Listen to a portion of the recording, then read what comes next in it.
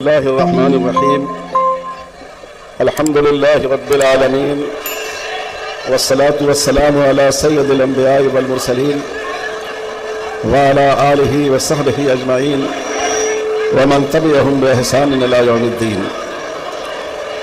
ہم سب کے بزرگ مخدوم اور ملت اسلامیہ ہند کے جرأت مند قائد حضرت مولانا سید ارشد مدنی صاحب دامت برکاتہم، حضرات علماء کرام، محترم بزرگوں، دوستوں اور دینی بھائیوں، یہ بڑا اہم اجلاس ہے اور صرف آندھرا پردیش کا اور کڑپا کا نہیں بلکہ پورے ملک کا ایک تاریخی اجلاس ہے۔ اس اجلاس میں بہت ہی اہم اور مفید تجویزیں آپ کے سامنے پیش کی گئی ہیں۔ چند منٹ میں آپ سے کچھ عرض کروں گا۔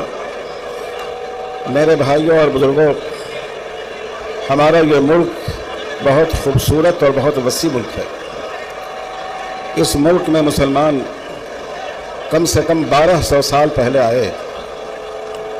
انہوں نے اس ملک کی تعمیر میں، اس کی ترقی میں حصہ لیا، اور آج اس ملک کے گوشے گوشے میں ان کی عظمت اور ان کی خدمت کے خوبصورت نقوش ثبت ہے۔ پھر ایک دور آیا جب اس ملک میں باہر سے آنے والے سفید فام انگریزوں نے قبضہ کر لیا۔ مسلمان اس ملک میں آئے تھے، وہ یہیں بس گئے تھے، انہوں نے اس کی دولت کو یہیں استعمال کیا تھا، لیکن انگریز اس طرح آئے کہ انہوں نے یہاں سے دولت جمع کی اور اس کو سمندر پار اپنے ملک برطانیہ کو بھیجا، اور یہ پورا ملک غلام بنا لیا گیا۔ پھر اس ملک میں آزادی حاصل کرنے کی لڑائی شروع ہوئی تو سب سے پہلی آزادی کی جنگ 1754 عیسوی میں ہوئی، جو سلطان ٹیپو شہید کے جو سراج الدولہ کے والد نے لڑی، اور 1757 میں دوسری بڑی جنگ ہوئی جو مرشد آباد بنگال میں لڑی گئی۔ سراج الدولہ اس میں ہندوستان کے قائد تھے، اللہ تعالیٰ کو منظور نہیں تھا اور اس میں ہندوستانیوں کو شکست ہو گئی۔ پھر مسلمان مسلسل آزادی کی لڑائی کے لیے کوشاں رہے۔ انہوں نے بکسر میں انگریزوں کا مقابلہ کیا۔ یہیں سے قریب سلطان ٹیپو شہید نے 1864 میں انگریزوں سے جنگ کی اور اس میں شہید کر دیے گئے۔ پھر 1857 آیا جس کو لوگ غدر کہتے ہیں۔ یہاں سے برادران وطن آزادی کی اس لڑائی میں ان کی شرکت شروع ہوئی۔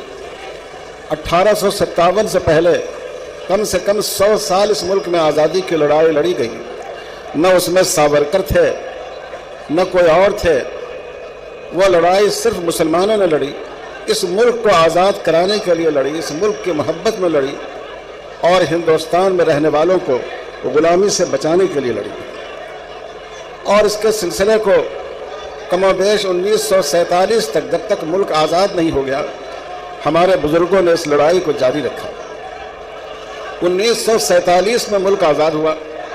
آپ جانتے ہیں 15 اگست 1947 کو باضابطہ ہندوستان کی آزادی کا اعلان ہوا، اور 29 اگست 1947 کو یہ تجویز منظور ہوئی کہ ہندوستان کسی اور ملک کے دستور کو نہیں لے گا، بلکہ اس کا اپنا دستور و آئین ہونا چاہیے۔ اس کے لیے دستور ساز کمیٹی بنی، اس میں 38 مسلمان حضرات بھی تھے۔ جو دستور ہمارا ہے اس کے بنانے میں کم سے کم 38 مسلمان ایکسپرٹس اور ماہرین بھی شامل ہیں۔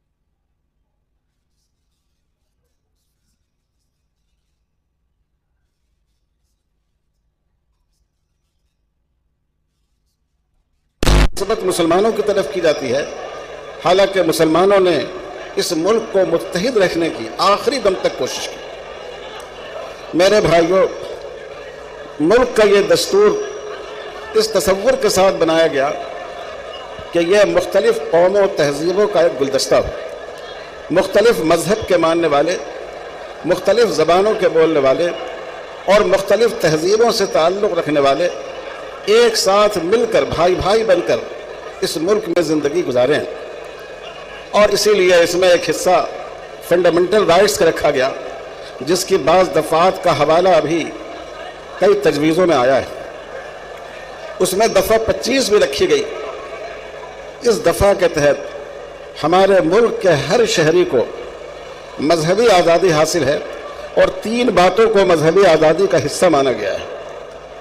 हर शख्स को अक़ीदा रखने की आज़ादी होगी। नंबर 1, हर शख्स को अपने मजहब की प्रैक्टिस की, अपने मजहब पर अमल करने की आज़ादी होगी। इसी के तहत हम मुस्लिम पर्सनल लॉ का मुतालबा करते हैं और हम यूनिफॉर्म सिविल कोड की मुखालफत करते हैं। और तीसरे, मुल्क के हर शहरी को अपने मजहब की तबलीग की इजाज़त होगी, वो दूसरों को अपने मजहब के बारे में बताए, इसकी आज़ादी होगी। ये इस मुल्क के दस्तूर में हमें हक दिया गया। मेरे भाइयों और बुजुर्गों, इसी तरह हमें दस्तूर की दफ़ा 29 में अपने इदारों की आज़ादी दी गई। जैसे हम मदरसे कायम करते हैं, स्कूल कायम करते हैं और अक़लियतों के लिए खुसूसी तौर पर हुकूक रखे गए।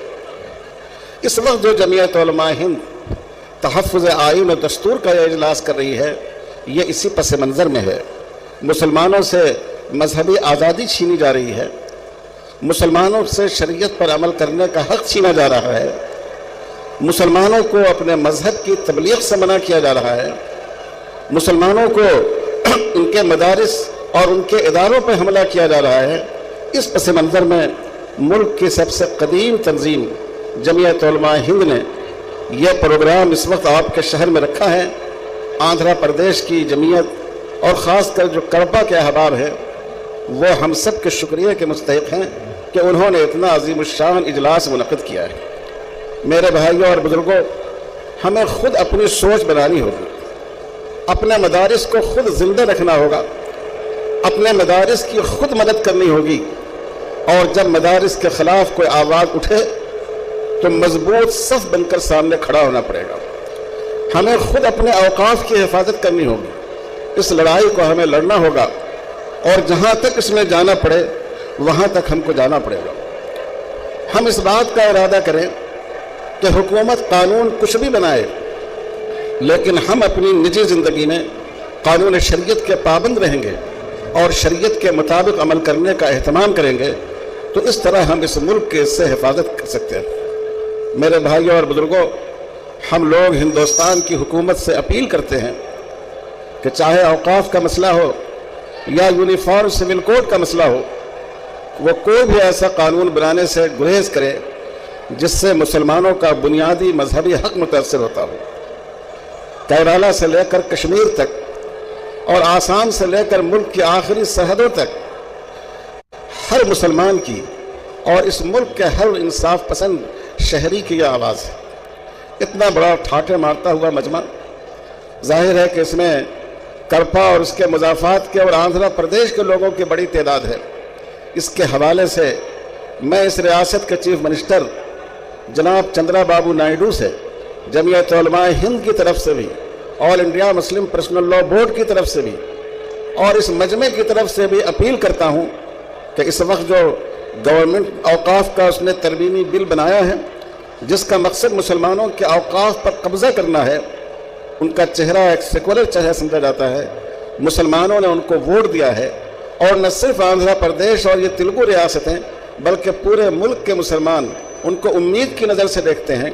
वह पूरी क़ुव्वत से इस बिल की मुखालफत करें, वो इसको पास नहीं होने दें, वो यूसीसी के मंसूबे की भी मुखालफत करें और इस मुल्क में सेकुलरिज्म की हिफाजत का, यहाँ के संविधान की हिफाजत का एक मजबूत ज़रिया बने। इस तरह पूरे मुल्क में उनकी क़यादत को कबूल किया जाएगा और अक़लियतों का, इंसाफ पसंद शहरियों का, सारे हिंदुस्तानियों का उनको एक और रियासत आंध्र प्रदेश के पर अपनी ज़िम्मेदारी को महसूस करे اور ملک کی سب سے بڑی اقلیت بلکہ دوسری اکثریت کی آواز کو سمجھے۔ یہ مظلوموں کی آواز ہے اور یہ انصاف پسندوں کی آواز ہے۔ اللہ تعالیٰ اسے آسان فرمائیں۔ والسلام علیکم ورحمۃ اللہ وبرکاتہ۔